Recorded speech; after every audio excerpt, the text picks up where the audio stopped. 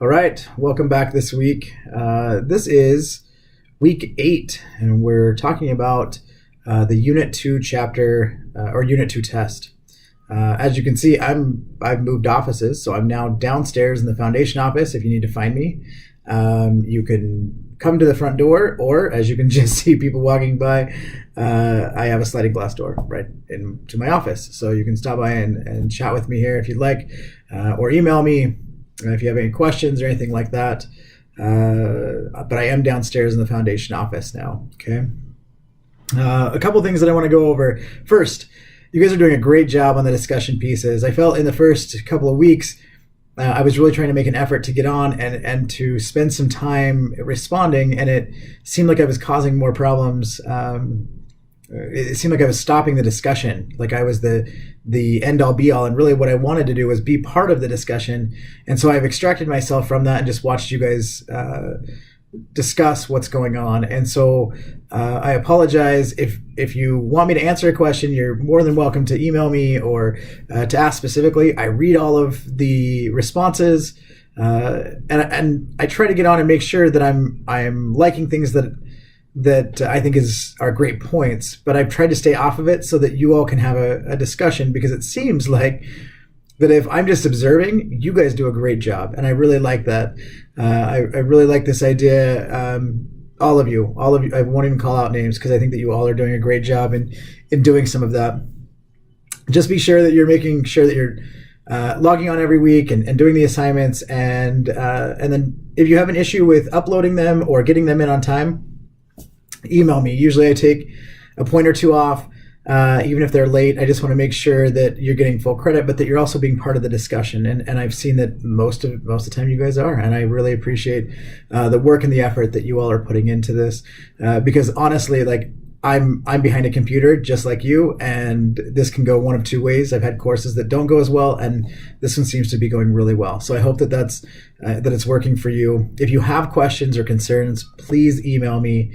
Let me know what we can do to make things better. Okay, this week, the Unit 2 test, really the things that you should know, a lot of you are already talking about on the discussion board for the study guide, okay? If there's some points that you needed to bring out or need me to discuss, I'll kind of go over a few of the points that I want to make sure that you're studying for as you go through the test. One, the Industrial Revolution. What you need to know is the context around the Industrial Revolution, and potentially what are some ramifications that come out of that. I don't want to give you the full question, but I want you to understand that there will be a question regarding Industrial Revolution and some of the ramifications of the Industrial Revolution coming through history that way. Again, like I've said, in order to get full points for this, you're going to want to provide the historical context, maybe a broader discussion of why it's important or significant.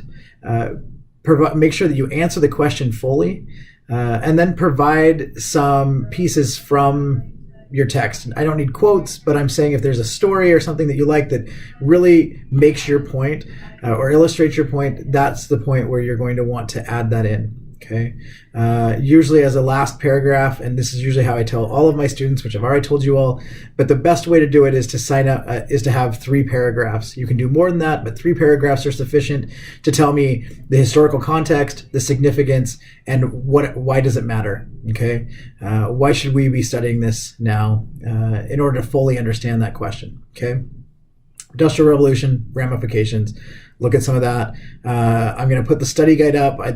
I wanted to wait till the end of the week, but I think it's probably best if I just upload it now, and then you guys can talk about maybe some of the things that you saw on the study guide. I'm going to try that this week and see what you think.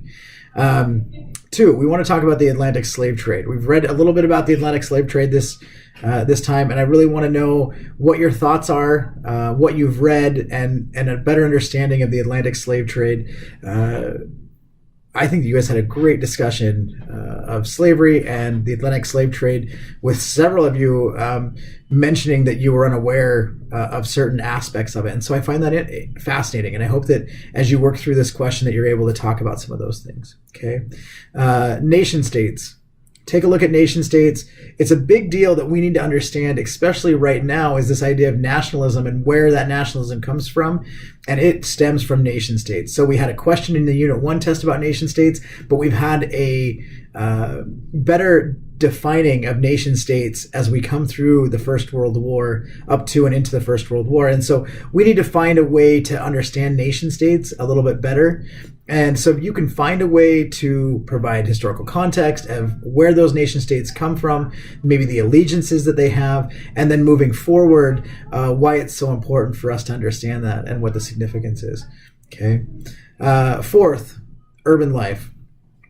I know we've talked about it. You just had a reading about women in Italy, and I think that this is a perfect point to be able to ask a question about urban life and how life is for a lot of different people. If I am you looking at this question, I'm going to try to find a way to be able to synthesize the material into a broader discussion of life, urban life, okay?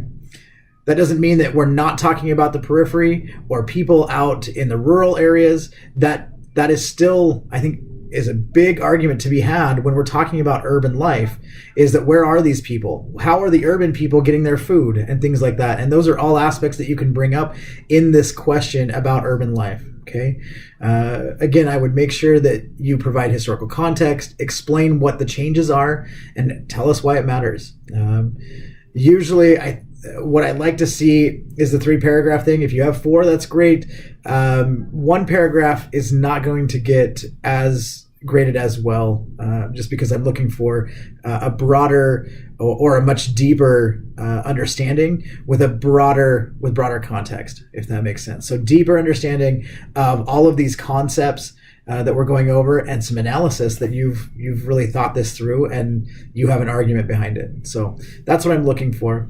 I hope that this week that you do well in the test. I'm sure that you will. You all did great last time, and I'm really looking forward to reading your responses come Monday morning. If you have any questions or have any problems with the test, please reach out to me. Email me. Stop by my new office if you'd like. Walk by the window and wave. Maybe you'll catch me. I do this on Wednesdays. I do all the videos. You can walk by on Wednesday and wave. Catch yourself on camera. Anyway, have a wonderful week. We'll see you next week.